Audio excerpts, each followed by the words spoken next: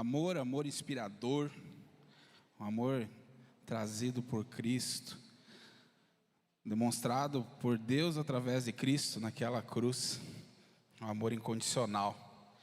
E esse amor que inspira pessoas, e hoje não tem como a gente não lembrar daquilo que aconteceu há 504 anos atrás também, que foi a Reforma Protestante. Se a forma como nós estamos reunidos aqui, dessa forma, em igreja, louvando a Deus dessa forma, você vem muito também a esse momento que foi da Reforma. Alguns princípios, alguns valores tinham se perdidos com o passar dos anos. E Martinho Lutero, naquele momento, 504 anos atrás, ele pega e crava na porta da igreja essas 5 solas, esses 5 mandamentos. Sola gratia, somente pela graça. Sola fide, somente fé. Solus Christus, somente Cristo. Sola Escritura, somente a Escritura. E acima de tudo, soli Deo glória, somente a Deus a glória. Não aos homens, não à igreja, não comprando terrenos no céu, mas somente a Deus a glória. E essa glória é sobre esse Deus, sobre essa glória que a gente vai dar, que a gente deve dar somente a Deus, é que nós queremos conversar um pouquinho essa noite. E eu quero compartilhar com vocês aquilo que tem tocado no meu coração, que é uma coisa que fala assim: milagre ou arrependimento? Qual é o princípio disso? E para isso eu gostaria que você abrisse a sua Bíblia no texto de Josué, primeiro livro depois do Pentateuco, Josué capítulo 7. Nós vamos passear por esse texto hoje um pouco. Eu quero compartilhar com vocês algumas coisas que Deus tem tocado no meu coração. Mas antes da gente ler, começar a leitura desse texto, eu gostaria de orar. Deus querido, obrigado. Obrigado por essa noite. Obrigado por mais esse momento que a gente pode estar reunido na Tua presença. Obrigado por tudo que Tu tens feito por nós. Pelo privilégio da vida que Tu nos dá, Senhor, dia após dia. O Teu sustento, o Teu suporte que Tu tens nos dado. Obrigado, Deus, por tudo isso. Obrigado pela Tua palavra, obrigado pela Tua revelação que Tu nos dá, ó Pai. Que Tu tem dado há tantos anos, ó Pai querido, e eu Te peço que nesse momento Tu continue a nos revelar. Nós repreendemos qualquer tentativa do inimigo de não deixar o nosso coração ter o entendimento do que Tu quer para nós. Abra nossos ouvidos, o nosso coração, pega a nossa atenção e concentra na Tua palavra, Senhor, para a gente ter o entendimento daquilo que Tu quer para a minha vida e para a vida de cada um aqui. Deus, é isso que eu oro em Teu santo e maravilhoso nome. Amém. Quando a gente chega nesse texto de Josué 7, algumas coisas interessantes se passaram. O povo saiu do Egito, andaram pelo deserto 40 anos, e chegam no momento em que Moisés, o grande líder, libertador do povo do Egito, morre. E assume esse jovem guerreiro, batalhador, chamado Josué. Ele assume a liderança do povo. E o povo recebe nesse momento a permissão para poder entrar na terra prometida. Recebe, depois de todo aquele trajeto que tiveram que fazer pelo deserto, eles entram na terra prometida. E sabe que interessante, olha que legal, você olhar o conceito de tudo. Quando o povo sai do Egito, o que acontece? Eles chegam no mar, e o mar se abre para que eles possam fugir dos egípcios, certo? E para eles poderem entrar na terra prometida, o que acontece? Deus, mais uma vez, abre o rio Jordão para que o povo possa tomar posse daquilo que Deus preparou para eles. A arca é colocada no meio do rio Jordão, no momento de cheia, totalmente repleto de água, transbordante, e Deus abre o rio para que eles possam entrar na terra prometida. Um vale lindo, cercado de montanhas, muito bonito, onde ali estava uma cidade chamada Jericó. Eles, na sua primeira batalha, derrotam aquela cidade. Mas não foi eles. Deus assim o proporcionou para que eles pudessem tomar posse daquela cidade. Uma cidade fortificada, grandes muros, bons soldados, mas Deus derruba aquelas muralhas como se fosse nada. Deus, não homens, não eles. Deus assim os proporcionou a sua primeira grande vitória, porque eles haviam vindo consultando a Deus. E agora, Josué tem a sua primeira grande vitória como comandante, como profeta desse povo. E aí nós chegamos nesse texto. O texto de Josué 7, que nos fala da seguinte forma, que tem por seu título, o pecado de Acã.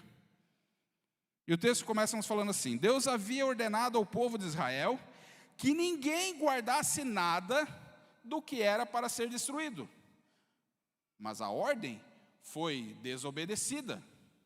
Acã escondeu algumas coisas e por isso o Senhor ficou muito irado com os israelitas. Acã era filho de Carme, descendente de Zabde e descendente de Zera, da tribo de Judá. Josué enviou alguns homens da cidade de Jericó até Ai, a cidade que fica a leste de Betel, perto de Bet-Avém. Ele mandou que fossem ver a terra. Eles foram e examinaram bem a cidade. Então voltaram e deram a Josué o seguinte relatório: não é preciso que vá todo mundo. Mande só 2 ou 3 mil homens atacarem Ai, porque existe pouca gente lá. Assim, foram mais ou menos 3 mil. Porém, os homens de Ai fizeram os israelitas recuarem e mataram os 36. E eles perseguiram os israelitas desde o portão da cidade até as pedreiras, matando-os na descida. Então o povo ficou completamente desanimado e perdeu toda a coragem. Em sinal de tristeza, Josué rasgou a sua roupa e se jogou no chão, com o rosto em terra, em frente à arca da aliança de Deus, o Senhor. Os líderes de Israel fizeram a mesma coisa e ficaram ali com Josué até tarde. E fizeram como ele. Também jogaram terra na cabeça para mostrar que estavam tristes. E Josué disse: ó Senhor meu Deus, afinal de contas, por que fizesse esse povo atravessar o rio Jordão? Foi para nos entregar aos amorreus e eles nos matarem? Por que não ficamos do outro lado do Jordão? Senhor, peço desculpas, mas já que Israel fugiu do inimigo, o que posso dizer? Os cananeus e todos os outros moradores dessa terra vão saber disso. Eles nos cercarão e nos matarão a todos. E nesse caso, o que farás em favor do teu grande nome? O Senhor Deus responde a Josué: levanta-te. Por que é que você está aí desse jeito, com a cara no chão? O povo de Israel pecou. Eles quebraram a aliança que haviam feito comigo, a aliança que eu mandei que guardasse. Ficaram com algumas coisas que eu mandei que fossem destruídas. Eles roubaram essas coisas, mentiram por causa delas e as colocaram no meio da bagagem deles. É por isso que os israelitas não podem enfrentar o inimigo. Fogem dele agora, porque eles mesmos estão condenados à destruição. Se vocês não destruírem o que roubaram, eu não continuarei com vocês. Levante-se e vá santificar o povo. Diga que se purifiquem, para que amanhã, diga que se purifiquem para o amanhã, porque eu, o Senhor, o Deus de Israel, digo isto: israelitas, vocês estão guardando algumas coisas que eu mandei destruir. Enquanto não se livrarem delas, vocês não poderão enfrentar inimigos. Amanhã vocês se apresentarão tribo por tribo, e haverá um sorteio. A tribo que eu indicar virá à frente do grupo, grupo de famílias por grupo de famílias. Aí o grupo de famílias que eu indicar virá à frente, família por família. Finalmente, a família que eu indicar virá à frente, homem por homem. Então, aquele que o sorteio indicar, que ficou com essas coisas, será queimado. Ele, a sua família e tudo o que possui. O que esse homem foi terrível. Ele quebrou a aliança que o meu povo fez comigo. Então Josué se levantou de madrugada, fez o povo de Israel se apresentar tribo por tribo. O sorteio indicou a tribo de Judá. Em seguida, mandou que se apresentassem os grupos de famílias da tribo de Judá, e o grupo de Zera foi indicado. Aí chamou o grupo de Zera, família por família, e a família de Zabdi foi indicada. Finalmente, chamou a família de Zabdi, homem por homem, e Acã foi indicado. Acã era filho de Carme, descendente de Zabdi, descendente de Zera, da tribo de Judá. E Josué disse a Acã: agora, meu filho, confesse a verdade diante do Senhor, o Deus de Israel. Conte-me o que você fez, e não procure esconder nada. Acã respondeu: sim, eu pequei contra o Senhor, o Deus de Israel. Vou contar o que fiz. Entre as coisas da Babilônia, vi uma bela capa da Babilônia. Vi também 200 barras de prata e uma barra de ouro que pesava mais ou menos meio quilo. Fiquei com tanta vontade de ter aquelas coisas que guardei para mim. Estão escondidas, enterradas na minha barraca, e a prata está por baixo. Então Josué mandou que alguns homens fossem depressa até a barraca, e eles de fato acharam as coisas enterradas e a prata embaixo. Tiraram as coisas da barraca, levaram a Josué e a todos os israelitas, e puseram tudo na presença de Deus, o Senhor. Aí Josué e todo o povo de Israel pegaram Acã, a prata, a capa, a barra de ouro, os seus filhos, filhas, bois, jumentos, ovelhas, a sua barraca e tudo o que ele tinha, e os levaram para o vale da desgraça. E Josué disse: por que é que você fez essa desgraça sair sobre nós? Agora o Senhor vai fazer a desgraça cair sobre você. Em seguida, o povo todo matou Acã a pedradas. Eles apedrejaram e queimaram a sua família e tudo o que ele tinha, e puseram em cima de um montão de pedras que está naquele lugar até agora. E por isso, até hoje, o nome daquele lugar é Vale da Desgraça. Então, a ira do Senhor passou. Amém. Esse nosso texto, a gente pode dividir ele em 4 partes, bem distintas.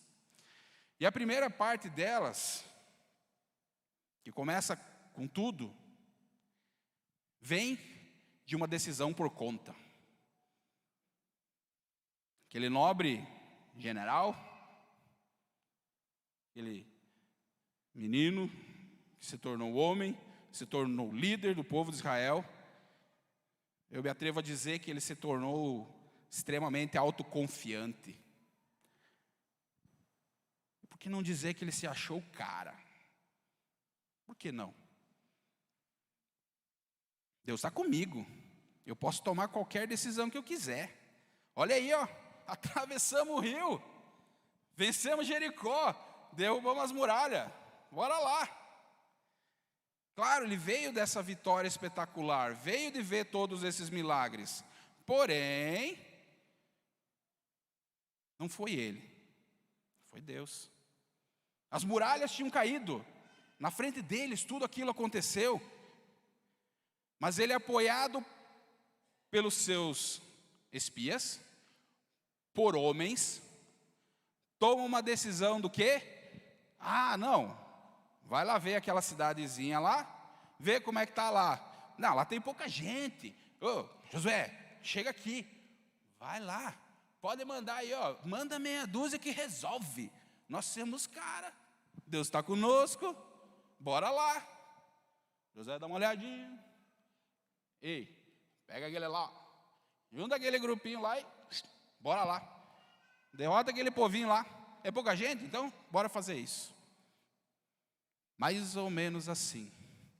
Eu imagino que ele deve ter se sentido. Menosprezou, esqueceu que quem tinha dado as vitórias até ali não tinha sido ele, tinha sido Deus. O poder de Deus tinha feito com que eles chegassem até ali. Ele desprezou aquilo que ele tinha recebido como ordenança, que era o quê? Ele precisava obrigatoriamente consultar a Deus antes de tomar as decisões. Josué 1 a gente consegue ver isso. A gente lendo lá, Deus tinha passado ordens bem claras. E com isso, o que acontece? Acontece a segunda parte da nossa história que nós acabamos de ler. Acontece uma derrota.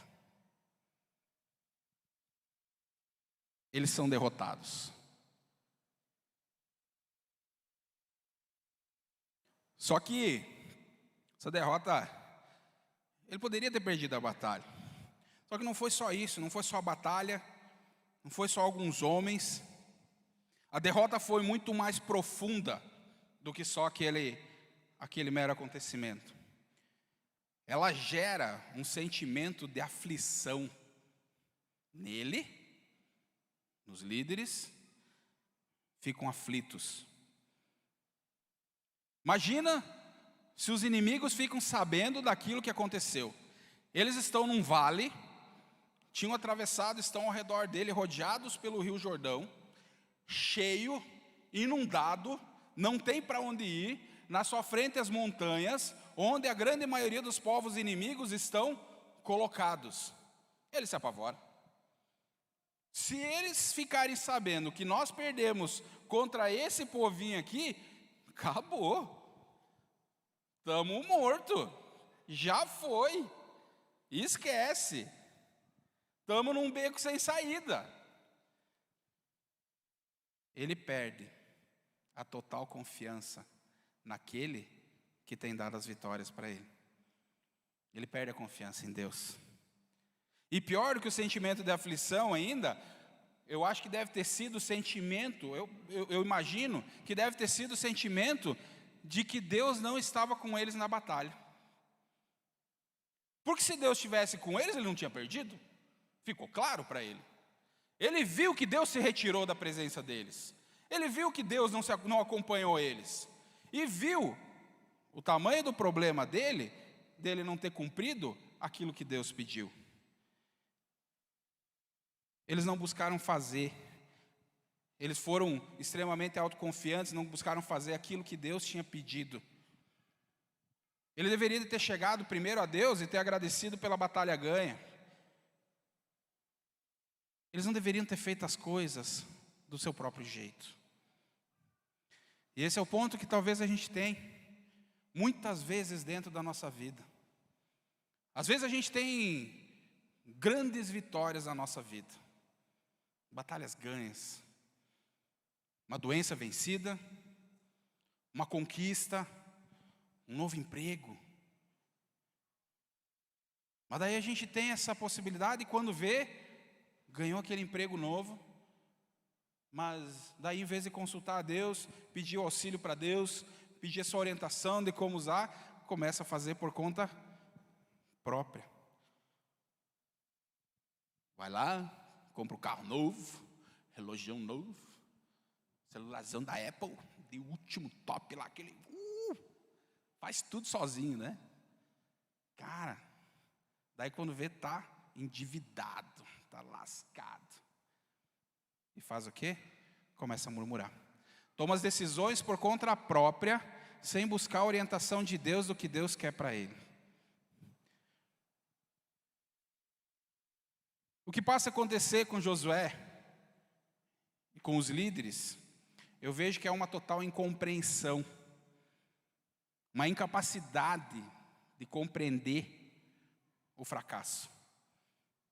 Eles não compreenderam o porquê que eles fracassaram. Se atiraram no chão, começaram a murmurar, começaram a fazer, mas eles não tiveram entendimento o porquê. Começa a murmurar: Deus, mas por que o Senhor nos trouxe até aqui? Foi só para morrer aqui de novo? A mesma ladainha que tinha acontecido lá atrás, quando saíram do Egito. Ei, homem teimoso esse, como pode? Eles não repararam que para Deus andar com eles existem certas condições. Para a gente poder, para Deus estar com nós na nossa vida, existem certas condições. No caso do povo, tinha sido deixado bem claro: vocês precisam me procurar. Eram condições pontuais. Vocês não vão atacar ninguém sem me consultar. Precisa ser consultado. E eles não o fizeram. Depois, reclamação, murmúrio. Depois de toda se colocar para fora. Meu Deus, vamos morrer. Vem a resposta de Deus. E Deus, lá no versículo 10, responde: primeira coisa, nada mais nada menos, levanta-te. O que você está fazendo aí no chão? Levanta, menino, para de reclamar. Você está doido? Presta atenção, tem coisa errada. Olha bem para o que está acontecendo. Muitas vezes quando eu corrijo os meninos, ajudo as meninas a corrigir as tarefas, né? A Ana principalmente, quando nós ajudava sempre nas tarefas de matemática, aí ela fazia, eu gosto de matemática, né? Aí ela fazia os quadros, nós tínhamos um quadro lá, ela fazia o cálculo, e eu olhava e batia o olho e estava errado, né? Aí eu dizia assim: ei, tem coisa errada. Tá, mas o que tem, pai? Tem coisa errada, olha. Aí começava a fazer. Isso. Tá, mas tu prestou atenção nisso aqui? Olha aí. Não é assim que a gente faz. Não é assim que a gente corrige, que a gente fala, que a gente indica. Da mesma forma, Deus estava fazendo. Você acha que está certo? Olha aí. Só que, acima de tudo, Deus cobra uma ação de Josué. Levanta daí, moço. Bora. Chega de mimimi. O povo fez coisa errada. Fez caca. Vamos lá corrigir o que tem. Foi isso que aconteceu. Deus mostra para Josué que o povo tinha quebrado a aliança. Acabou. E se tem uma coisa que Deus não tolera, Ele não compactua, não tem como, é quebra de aliança, é pecado. Só que foi um conjunto de erros. Primeiro, Josué já errou, porque não procurou a Deus. E daí teve o pecado que tinha acontecido antes, que era a quebra de aliança. Deus tinha deixado muito claro: entrem em Jericó e acabem com tudo. Acaba. Não é para sobrar nada. E os caras vão lá, na mão dura, bolso. É bonita essa capa, vou levar para mim. Fez isso, levou. Sabe, eu posso dizer assim, talvez, Deus tem uma reputação a zelar. Ele tem isso. Eu me atrevo a dizer dessa forma, entende? Porque se Deus tivesse dado a vitória ao povo de Israel naquele momento sobre o povo de Ai, por mais que era um povo fraco, Deus estaria compactuando com aquilo. Deus estaria compactuando com o pecado. Ele estaria concordando. E Deus não tolera isso. Ele abomina o pecado. Foi isso que nos separou dele. Lá no Jardim do Éden, o que nos separou foi o pecado. É isso que nos separou dele. ele estaria aprovando e incentivando que o povo continuasse a fazer isso, se ele tivesse dado aquela vitória sobre aquele pequeno povo. Do mesmo jeito acontece com nós no nosso dia a dia. Quantas vezes nós queremos ter nossas vitórias, mas a gente tem perguntado se é isso que Deus quer para nós? Eu sei que Deus quer prosperidade para nós, mas tem pessoas que vão passar por sofrimento aqui na terra. Gente, isso é claro. Cristo diz, pega a tua cruz e me segue. Ele não diz, me dá aqui tua cruz, deixa que eu carrego para você, você vai ter só coisa boa. Não! Nós temos a nossa cruz para carregar. Alguns vai ser mais pesado, outro mais leve, ele tem prosperidade, tem, mas cada um vai ter a sua cruz para carregar. E a gente precisa perguntar, Deus, essa cruz é minha?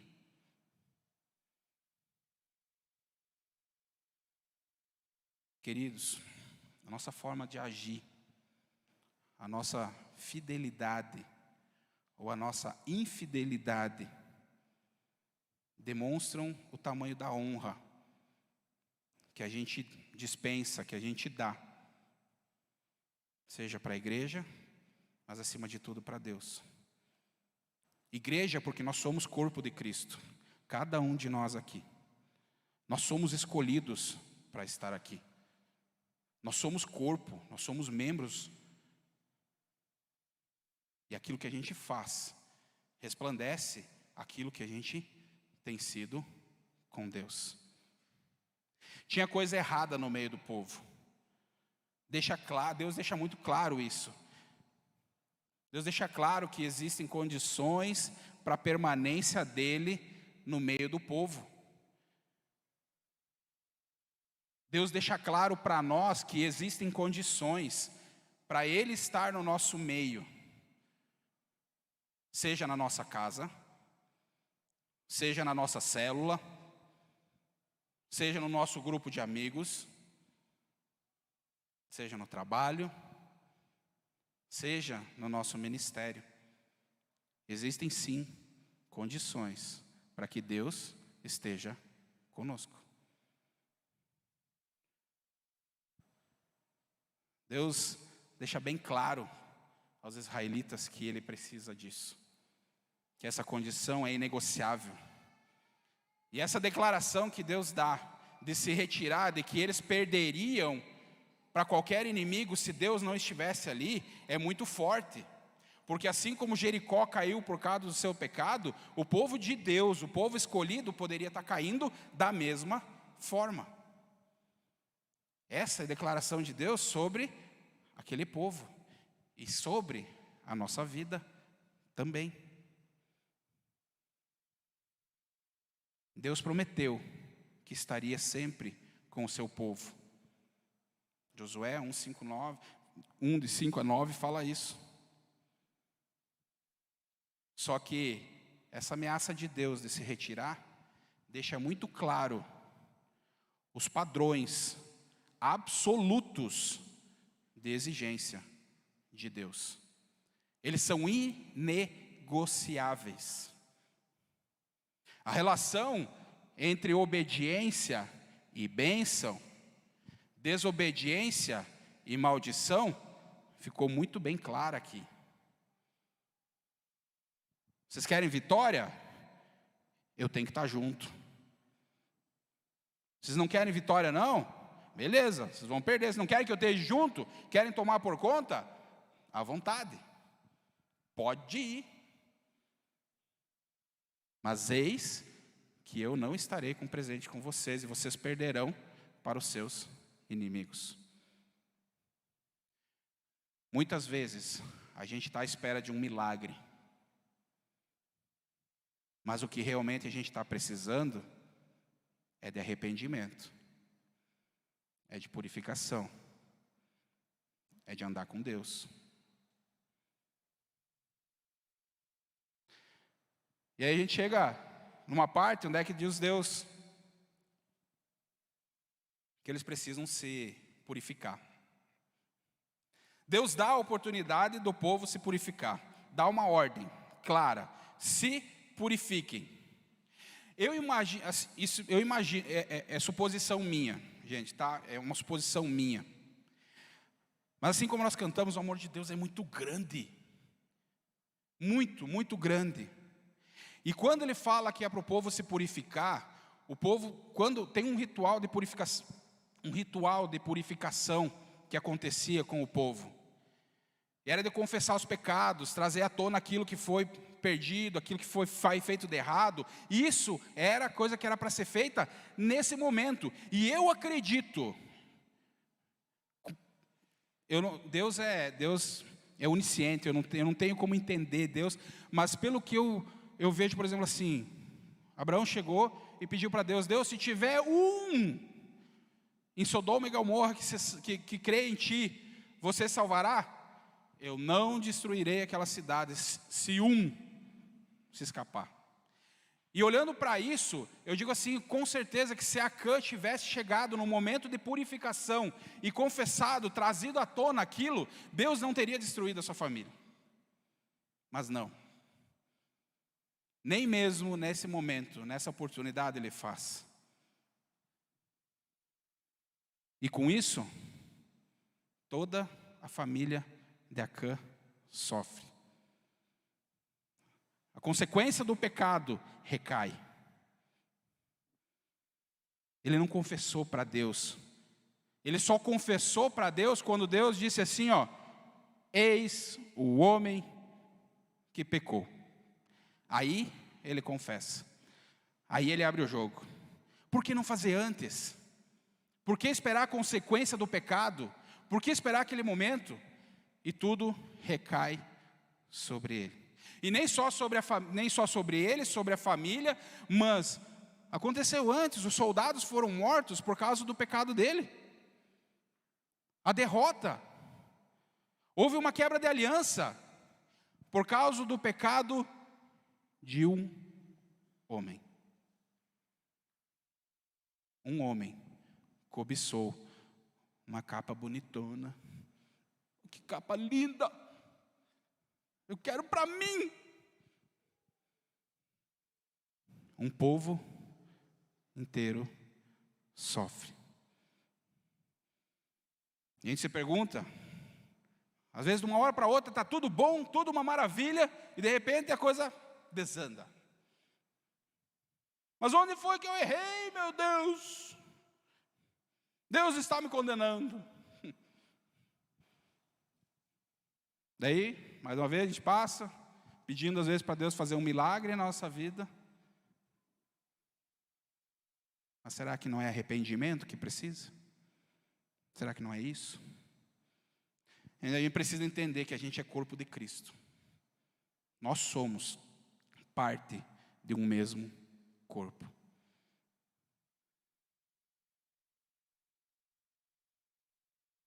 Deus é amor. Deus é um amor sublime, é imensurável. Assim como nós cantamos, é um furacão, gente.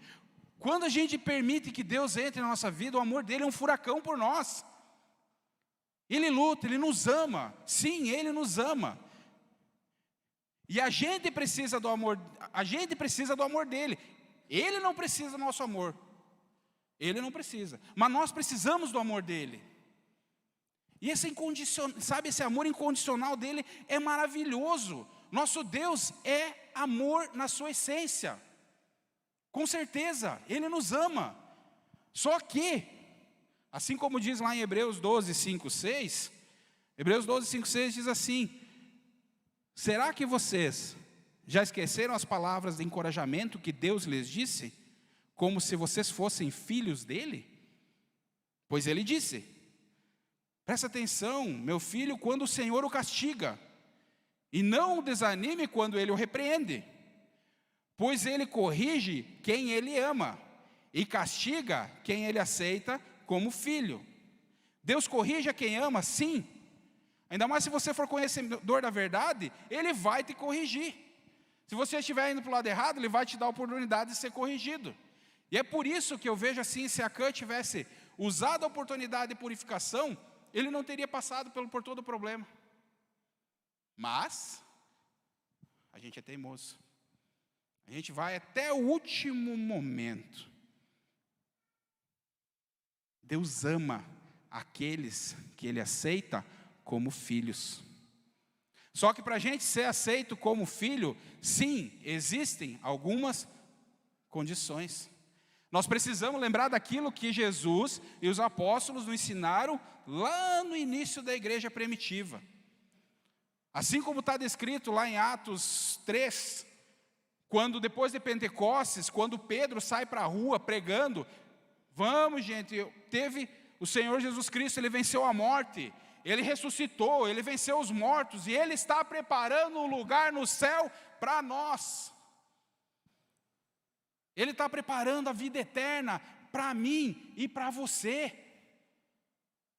Aí o povo pergunta, mas o que nós precisamos fazer para receber isso, para receber a nossa porção? Paulo diz bem alto e claro, arrependam-se. Arrependam-se dos seus pecados e sejam batizados no nome de Jesus Cristo, para que vocês sejam salvos, para que vocês tenham os seus pecados perdoados. Jesus, quando Ele curava, quando Ele libertava uma pessoa, Ele falava o quê? Vá e não peques mais. Os seus pecados foram perdoados. Vá e não peques mais. Essa condição para a gente se tornar filho de Deus.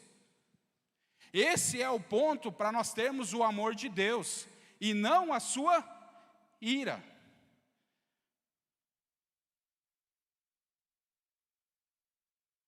Deus abomina o pecado. Deus odeia o pecado. Ele não suporta. Hoje em dia, muito se diz assim, não, mas Deus me ama do jeito que eu sou. Será mesmo? Será que Deus te ama do jeito que você é? Você tem feito por esse amor?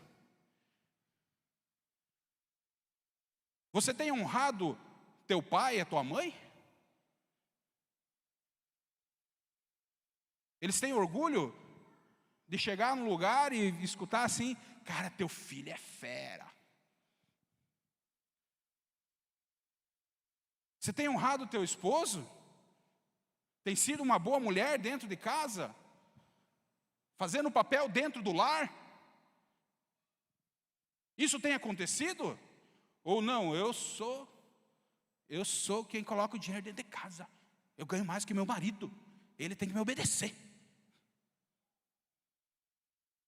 Marido, você tem honrado a tua esposa? Tem sido leal com ela? Tem colocado ela debaixo do teu ombro, dizendo assim, minha querida, eu te amo. Vem que eu cuido de você. Tem sido?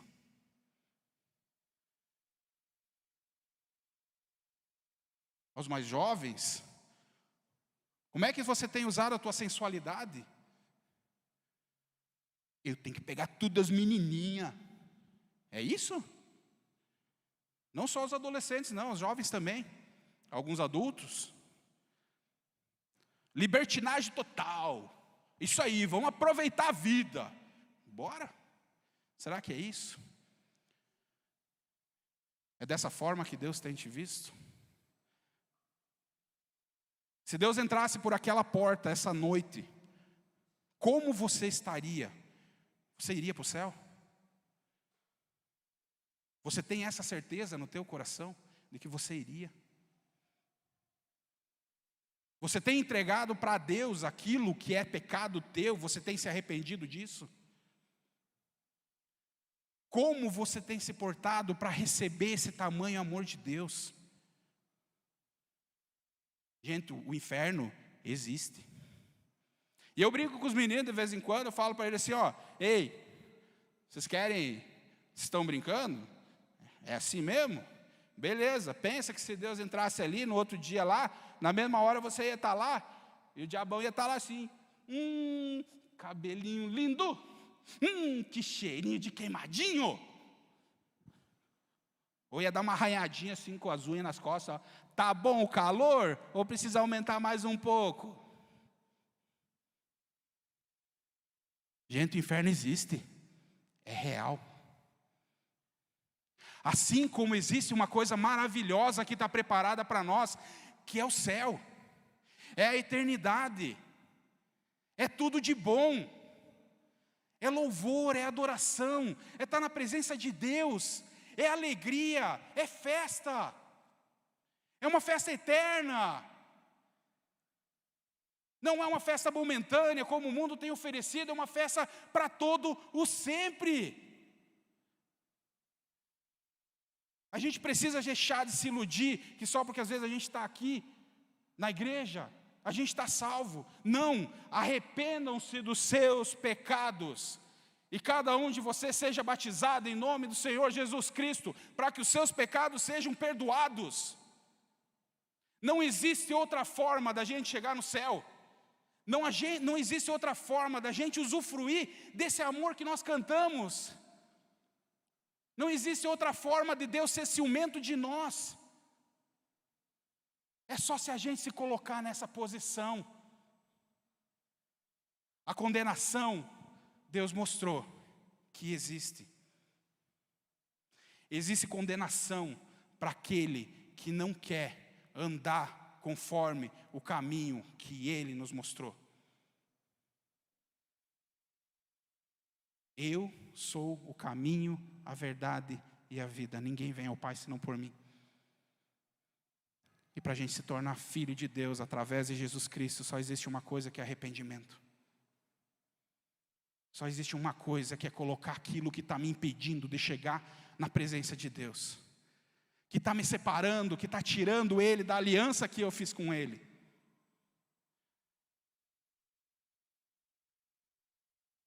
É isso que Deus espera de nós. Arrependam-se. A partir do momento do arrependimento, a gente vai ter milagre. A partir desse momento, a gente vai ter possibilidade de viver milagre. Você tem sido autoconfiante? Você tem consultado a Deus antes das tuas decisões? Você tem sofrido derrotas na tua vida? Você tem buscado a Deus antes das batalhas? E acima de tudo, você tem buscado estar puro na presença de Deus? Você tem buscado se purificar do pecado, da iniquidade? Como tem sido o teu posicionamento? Eu não sei como está teu coração. Eu não sei o que você tem procurado. Deus sabe. Mas talvez está na hora de ser franco, de ser sincero com Deus. De chegar diante dele, Deus, eu estou tentando, eu sei, eu estou errando, mas eu não estou conseguindo, eu preciso de ajuda. Dobrar o joelho e dizer, Deus, eu estou arrependido do que eu tenho feito. Eu estou arrependido da forma como eu tenho agido. Eu tenho me arrependido de não ser chamado, de você não me chamar pelo meu nome. Me ajuda. Eu quero. Eu preciso. É hora. Eu não posso ficar sem você.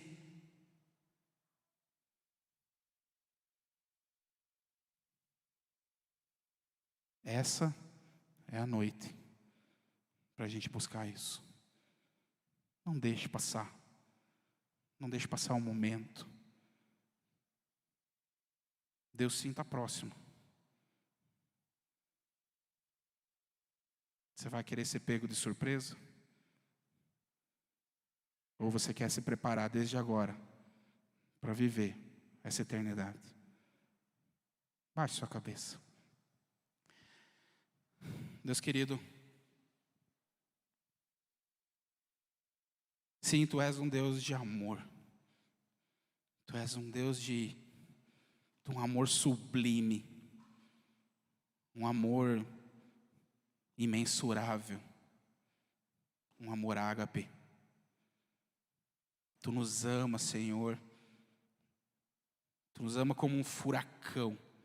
Por onde o teu amor passa, Senhor, nada fica igual. Mas, Senhor, quebra o nosso coração, Deus querido. Nos quebranta. Nos quebranta com o teu poder. Nos quebranta com tua palavra. Toca nosso coração, Senhor, porque a gente derrame diante de ti, Senhor, aquilo que tem nos impedido de podermos usufruir desse tamanho amor.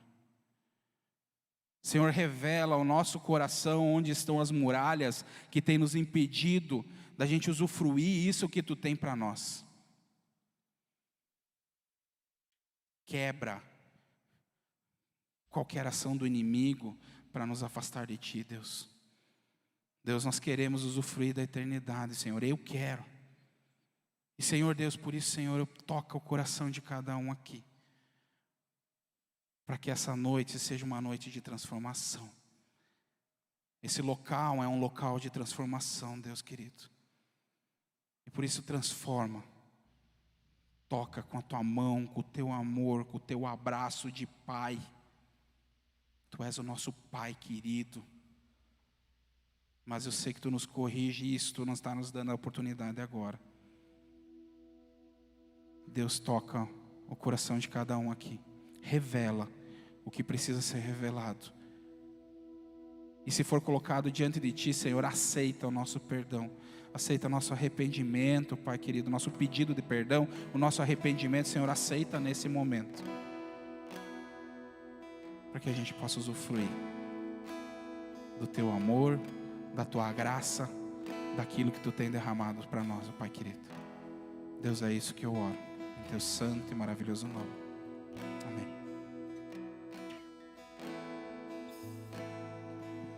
Vamos colocar de pé, cantar essa última canção aí. Este lugar, tu és real.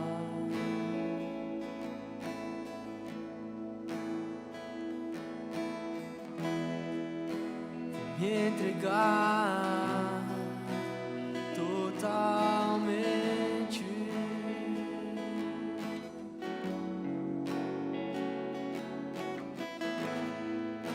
O teu toque abriu os olhos do meu coração. Eu posso enxergar e entender. Se eu me humilhar diante do teu altar e sacrificar aqui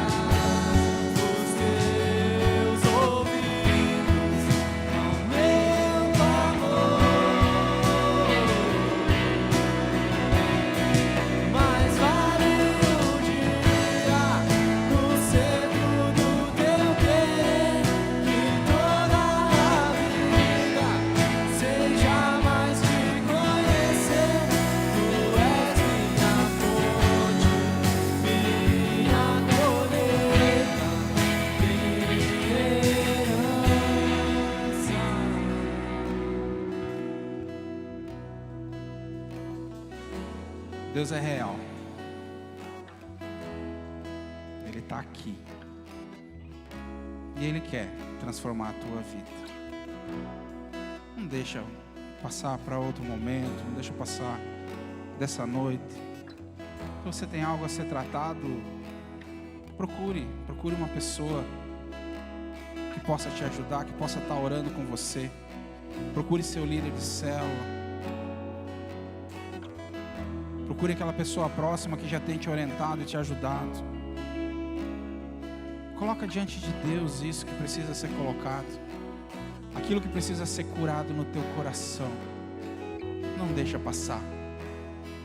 Não deixa passar de hoje.